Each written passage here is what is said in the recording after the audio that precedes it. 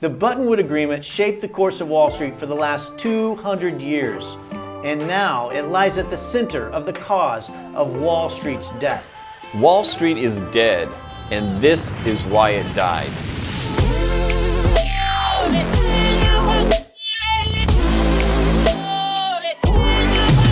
For years, I hung a copy of the Buttonwood Agreement on the wall in my office. Being a stock trader and a patriot, I absolutely love the American dream that any person, no matter how small, could share in the profits of some of the biggest companies in the world. Traditionally, only millionaires and elites could own these types of companies. Wall Street succeeded in eliminating some of these barriers by giving common investors a way to own shares in some of the largest companies in America. The earliest traders of these stocks started gathering together on one of the busiest merchant streets in New York City to buy and sell their stocks, specifically under a tree at 68 Wall Street, which leads us to our story. In 1792, 24 brokers got together under the Buttonwood tree on Wall Street to effectively sign an agreement that became the Constitution of Wall Street. It also became the founding document of the New York Stock Exchange. This document is known as the Buttonwood Agreement, and I hung it on my wall in my office as a symbol of the success of American capitalism. But I never thoroughly read it until years later. When I finally did, I took it down. It is here in the Buttonwood Agreement that we can find the origins of the culture that has permeated Wall Street for over 200 years and ultimately led to its demise. Let's take a closer look at the words. We, the subscribers, brokers for the purchase and sale of the public stock. So the first thing to see here is that this is an agreement by the brokers. Yeah, we the people is in another constitution, not this one. This doc is we the brokers. Let's continue.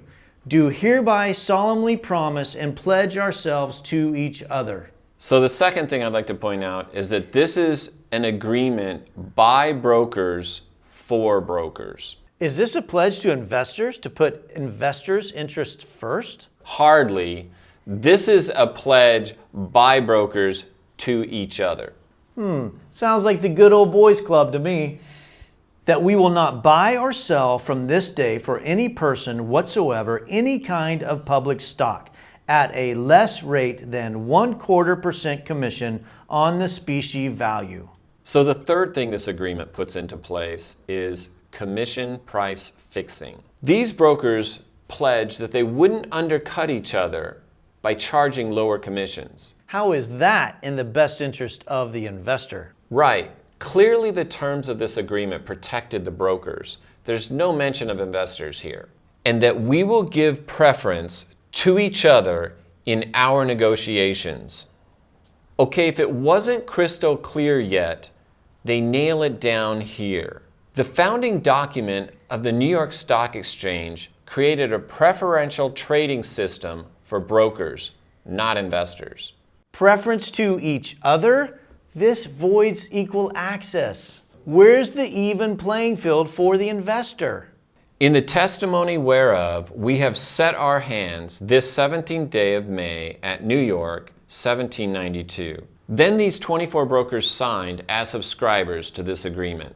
Now the official narrative here is that granting these brokers a virtual monopoly was necessary in order to give some structure and order to a turbulent market that was coming off of a 2-month banking crisis of sorts. Just Google the Panic of 1792.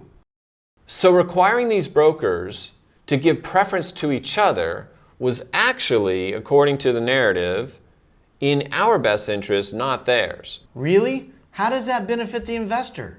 And the price fixing on commissions was actually done for the benefit of investors to protect them from rogue brokers who couldn't be trusted.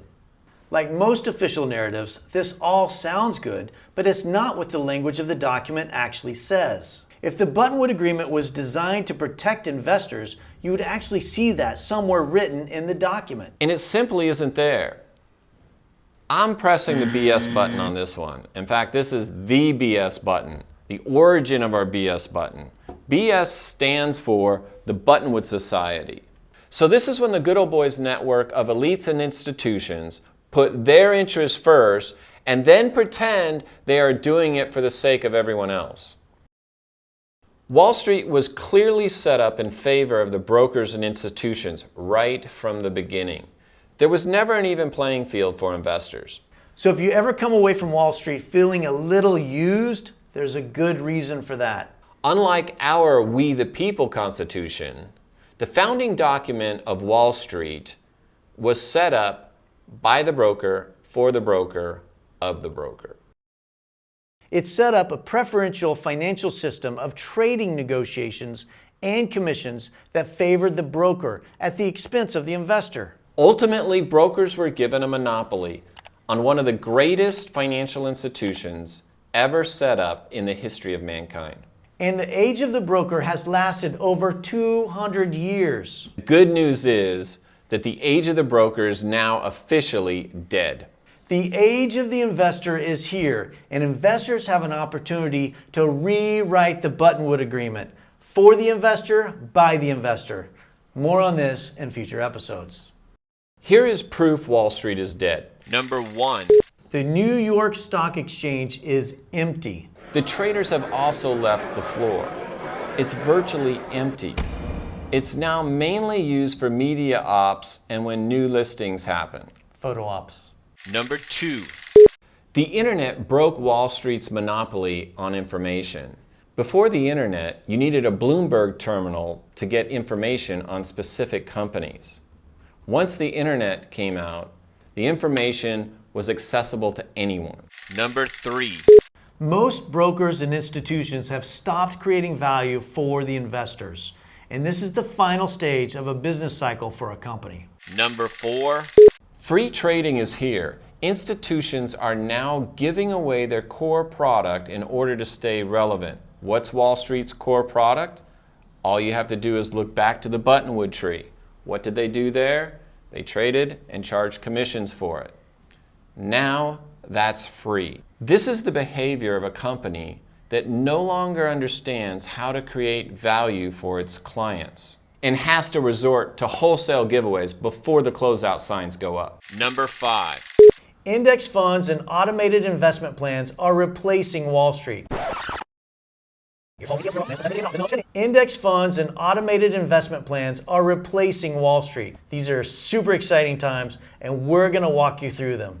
The largest financial market in the world is transforming before our eyes. Trillions of dollars are now in motion as investors create the next Wall Street on their terms. We believe that index funds will become the dominant way investors invest. And Wall Street is no longer in New York City. It's all on the internet.